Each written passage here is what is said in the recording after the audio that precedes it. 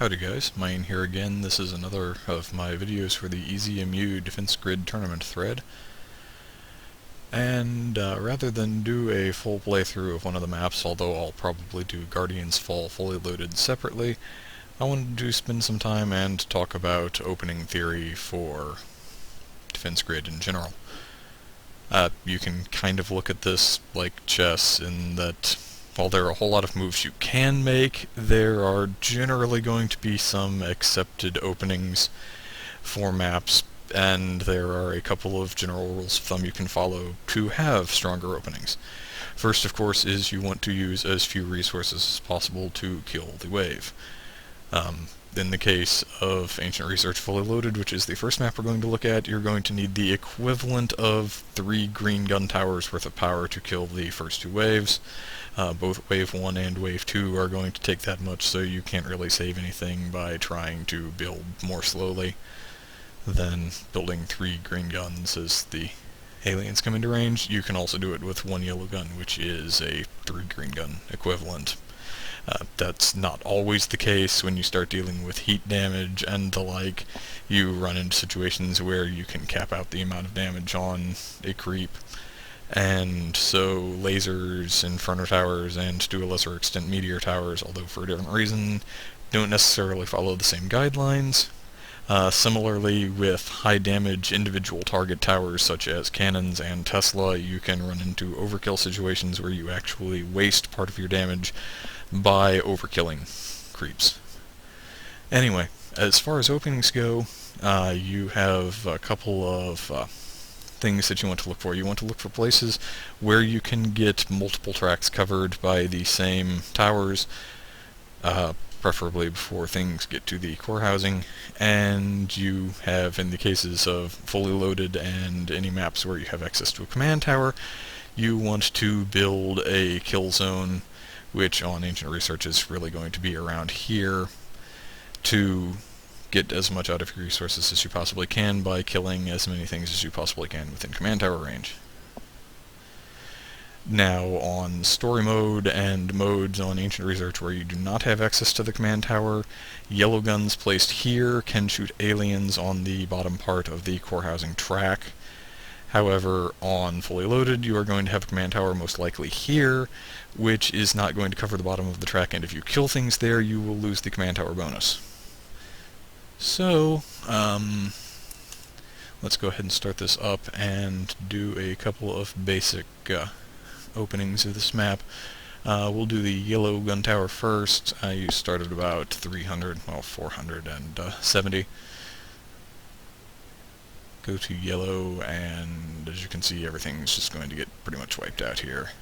A couple of cores are going to get picked up, and we'll kill these guys going out the other way. Everything done in plenty of time for the next guys coming up the track, and Wave 2 is going to die in a very similar fashion.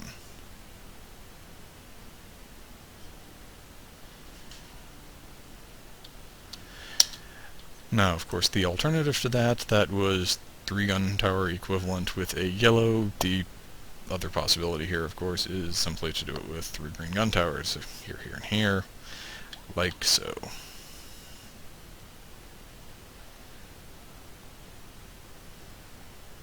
They both have their advantages and disadvantages, honestly, because of the amount of time it takes to upgrade towers. If you do that early, then you don't have to worry about it so much later. Whereas if you build the 3 green gun towers here, you have more of your towers up early, and you can get away with letting a couple more interest ticks go before you build the towers. So, in the grand scheme of scoring, I'm not sure which one is actually better. They both work equally well for actually clearing the first 2 waves by spending the minimum amount of resources. So, go with whichever one you like better, or if you really feel like eyeballing it and seeing which one turns out more resources, go for it. We'll go on to the next map. At this point, I'm going to do Center of Power, because that does not have a command tower, because we're not doing that one fully loaded this week.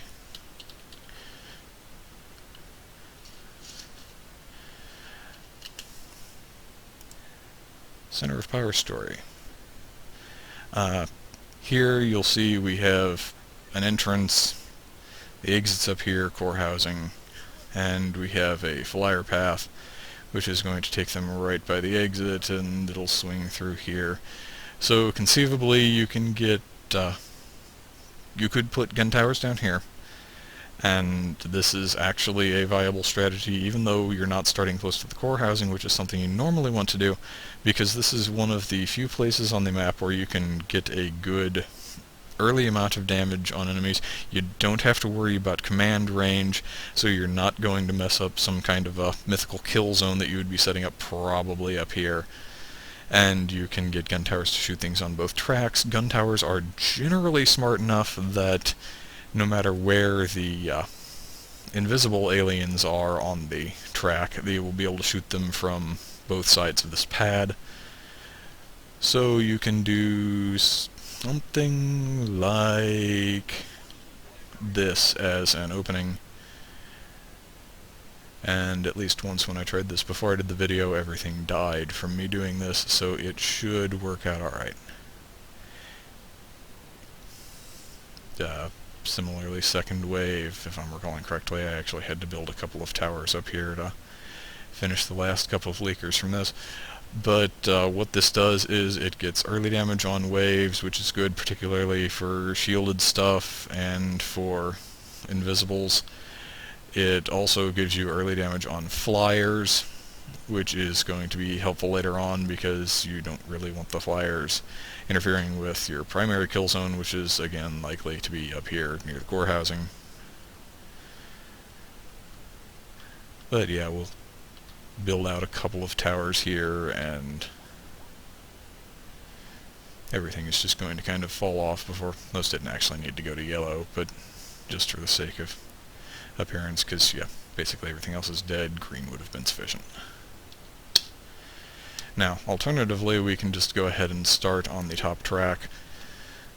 This is going to allow us to generate a few more resources from interest before things get going, because you don't actually have to build until the first guy leaves your video there, and then again we'll just go straight to the 1 green 2 yellow gun like we had set up on the bottom, but we'll have it set up on the top instead.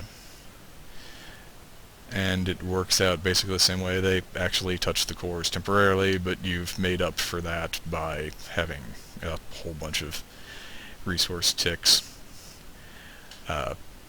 These guys, similarly, you'll wind up building slightly more towers to make them dead, but it works out just about the same in the end.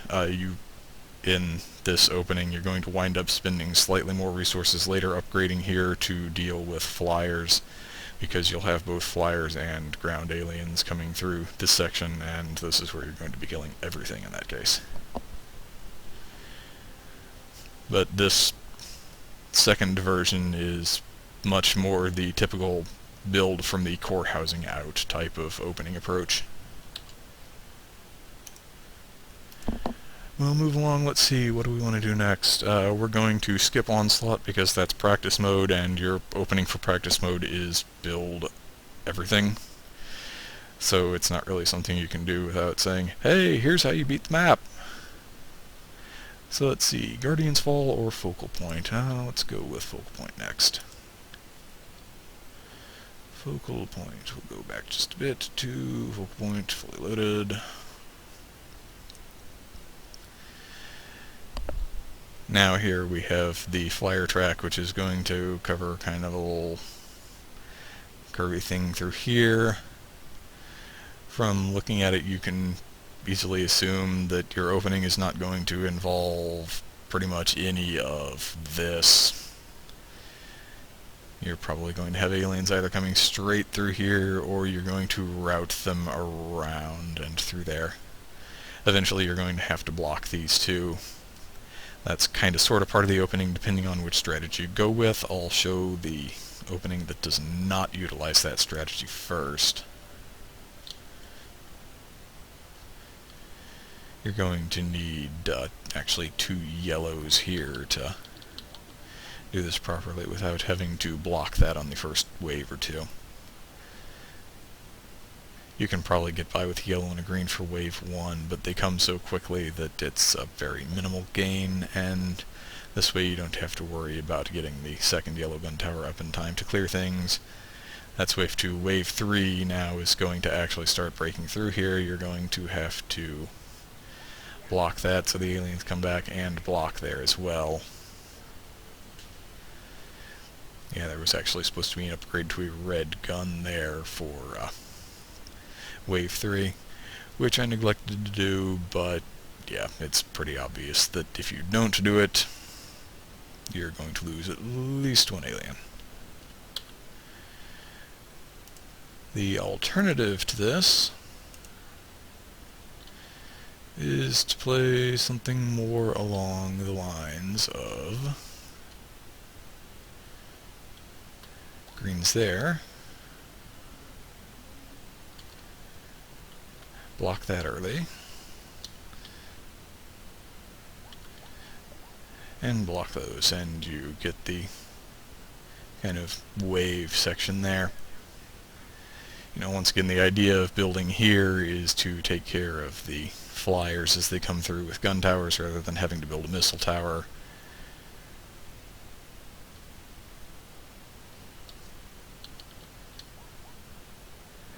And one of the added advantages of this is you shouldn't actually have to go to a red gun here to get through without losing your cores.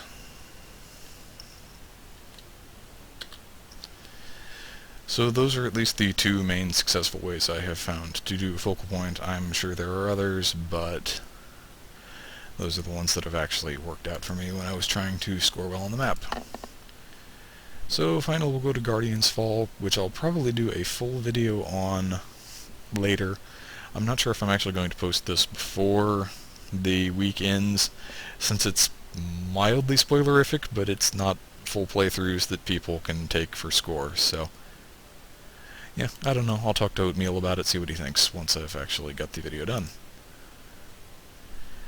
So, Guardian's Fall fully loaded. We have the very short path to the core housing and the junction here, which then leads to the exit. We have flyers that are going to come in right over this spot. So you're going to want command coverage there-ish. I think in the end I'm probably going to wind up with a command here, and we'll go guns. Lots of guns. Like Ancient Research, you need a 3 green gun tower equivalent, primarily for the opening of this, but in addition, once you have the resources on this, because there are just so many creeps going through, your opening consists of building a concussion tower there to clear the wave. This setup will, of course, clear Wave 2 with exactly as many resources expended as you spend to clear Wave 1. And from there, your upgrade path is upgrading guns, getting your command tower in place, eventually getting a temporal in place somewhere to slow them down, which is something you want to do anywhere. Now, the alternate for this is kind of strange. Because there are so many shielded mobs later in this, it's actually not a bad thing to have a fairly strong tower, or several towers in fact, near the beginning of this. Here we have again our 3 green gun tower equivalent, which is going to kill about the same amount of things in about the same amount of time. We'll build our concussion tower, and everything dies. We go on to Wave 2, same thing's going to happen. So those are the 2 basic openings for Guardian's Fall fully loaded.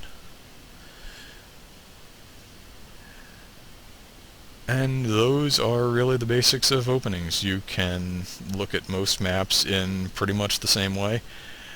Again, you want to find places, and this map really doesn't have one, where you can get multi-track coverage with guns. I mean, you can get a bit of multi-track coverage here with your concussion tower, which is why it goes there, and command there should cover up to here, down through there, so anything that dies from the concussion or anything that dies from the gun towers is going to die in command range, as well as hopefully the guns killing the flyers around here on this platform, so that you gain the command bonus resources from those dying as well. And that holds true for, here, Ancient Research, although the flyers aren't there. Center of Power if you're playing fully loaded, Focal Point fully loaded. It's just general gameplay. So I hope this has at least taught you guys a little bit as I let the aliens walk off with my cores because I was talking and not actually trying to defeat them. So good luck on the maps this week, or I hope you had good luck on the maps this week, depending on whether or not Oatmeal and I decide that we should post this for view before the week's scores are finalized or not. And look forward to an actual full playthrough of Guardians Fall fully loaded after the week is complete. Thanks again, guys, and have fun.